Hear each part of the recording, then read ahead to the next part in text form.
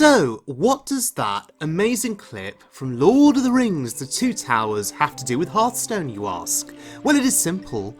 This past week, I managed to get Legend with this deck from Boltzmann. It's his Freeze Shudderwock Shaman deck, and honestly, I felt like Gandalf, charging down that mountainside, blinding his enemies with the light and then crushing and destroying them.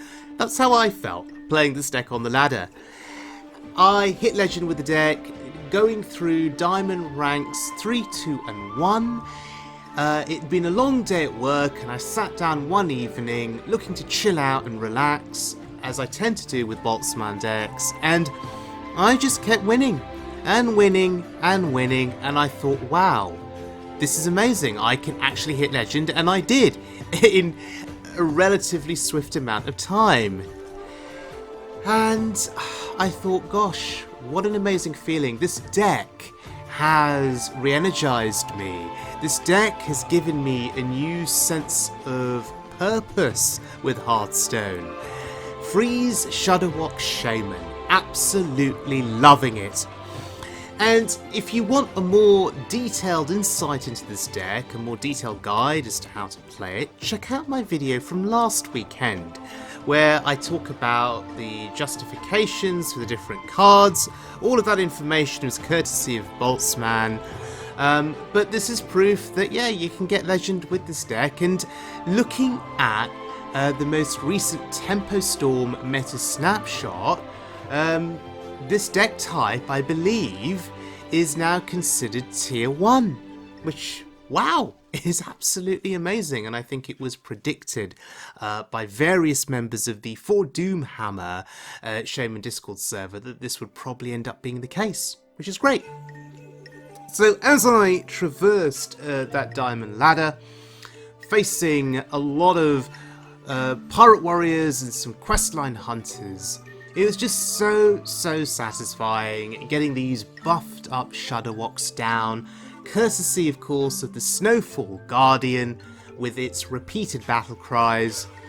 And when you've got these buffed up Shudderwocks and you're at 16 health, you stand a pretty good chance against questline hunter in that circumstance. Spirit Echo has been an MVP card for me on that climb to Legend, particularly where the questline hunter now has to make a choice. Do they use their hero power to clear the board?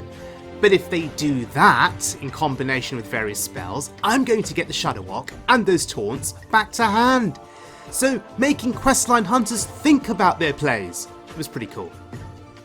And of course, don't you just love to see it? The Flurgle Toxfin combo. You know, ever since this has been introduced, it's been such a joy for me to play it time and time again.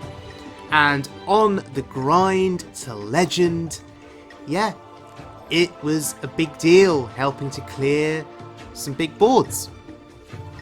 And getting Legend, you know, towards the middle of the season is a big accomplishment for me, because usually my target for the season is Diamond 5, and if I hit Diamond 5, I am perfectly happy and really don't care about moving beyond that. I will just experiment with off-meta decks, and if I don't progress past Diamond 5, if I just stay cocooned within Diamond 5, then I'm perfectly happy.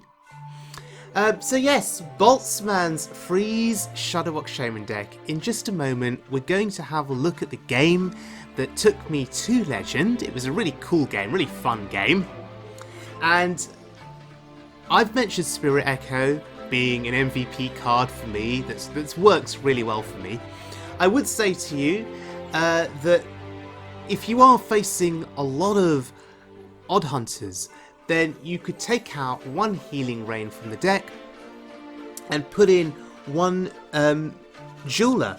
So the Jeweler allows you, of course, to not be targeted by the hunter's hero power, which, if you can start repeating that turn after turn with a Shudderwock play, or repeated Shudderwock plays, that can just make you unkillable and could just be an easy win against Hunter. So that's just something to keep in mind. But here we go. We have turned our curse into Here is our game that took us to Legend. Now, excuse the quality of the footage. I had to record this on my iPad. So, not to the usual standards that I would expect in terms of the quality of my recordings. Usually I record on my PC using OBS, but here I had to record on my iPad, so the resolution is a bit off as well. But going up against this Warlock here, and they are an even lock, so what are we going to be expecting on these first few turns? Probably a giant or two?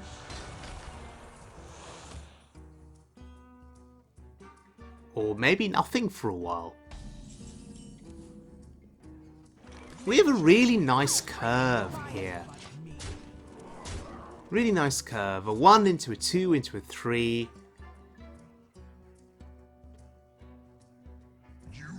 Okay, big demon. Oh, and a rush minion. Okay, that's pretty significant.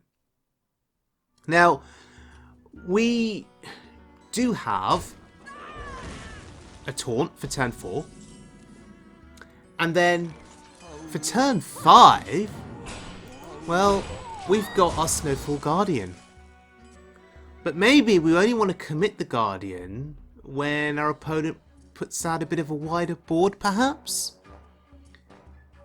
Or could we say that an 8 attack demon is justification enough to play the Guardian just to freeze it? Alternatively, we do have Wind Chill in hand, so we can just target a single minion if needed. But 2 big minions on the board here.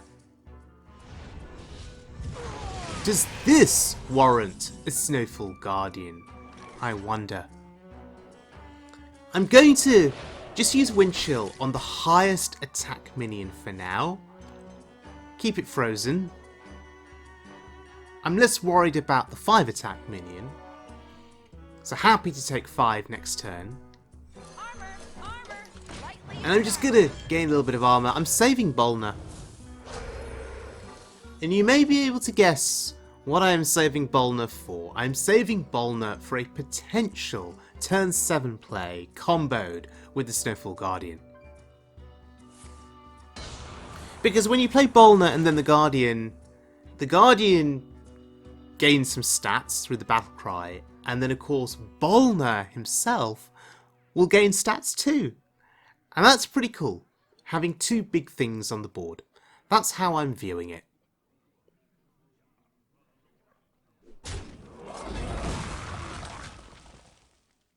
Oh dear, Ray's dead. So we're going to get another 5 attack on the board. Yep. And another. Oh dear. Oh, that's incredibly timely. Ice fishing. So I could ice fishing here. And I could play my combo. But instead, I'm going to hold fire. You see, I'm curious. What will they actually commit to the board here? Will they commit anything at all additional? They know I now have Floral Toxin in hand. And you could argue that playing Ice Fishing on that last turn was not good, because I've given my opponent information about me having the combo in hand. But actually, it may just stop them from playing stuff. And it may just cause their hand to get clogged up. And that in itself could be a side benefit. So they may just start wasting cards, throwing cards out of their hand to stop themselves from overdrawing, but still not wanting to commit too much. Right. So, we've got Bolner on the board here. Beyond the Snowfall Guardian that we just played, there isn't anything else in our hand that's really going to benefit significantly from Bolner being played on the next turn. Maybe if we got another Armor Vendor, if we drew that, or Sleepbreaker, or even Zola, or another Snowfall Guardian perhaps, then we can really take advantage of Bolner being on the board, but for now we can't. Oh wow, okay, yeah, they want to remove that Bolner. Understandable, you know. Understandable. But the Snowfall Guardian survives. Okay, maybe not. Maybe not. Zentimo. So I'm healing up here because I'm scared of Battlemaster Wind Fury effects. I just want to give myself as much health as possible.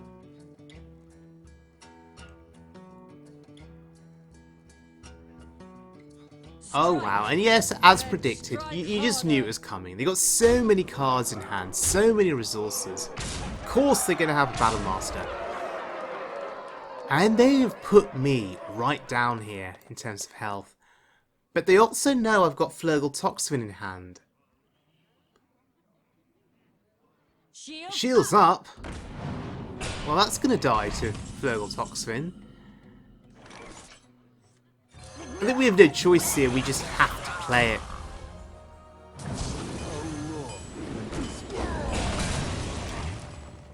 And I'm not committing another totem to the board with the hero power because I do anticipate potentially playing the Shudderwock at some point soon. Oh no, Hellfire! I completely missed that, underestimated that. Wasn't even aware that even locks were running Hellfire these days. Huh. Wow, what a close call. Now, I've just seen the bird arrive, and that has given me the confidence here to play the Shudderwock. Because we know that next turn, we can repeat the Shudderwock battle cry. And what is interesting is that Spirit Echo has just popped into our hand. So maybe we play the Snowfall Guardian onto this board and then play Spirit Echo onto the board. Maybe we're not playing the bird next turn. Maybe we're saving the bird for later on. Interesting. They're targeting our face.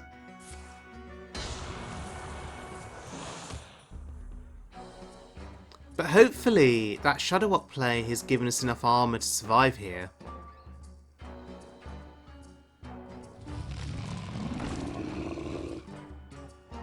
I'm going to assume that they could have access to another Battlemaster.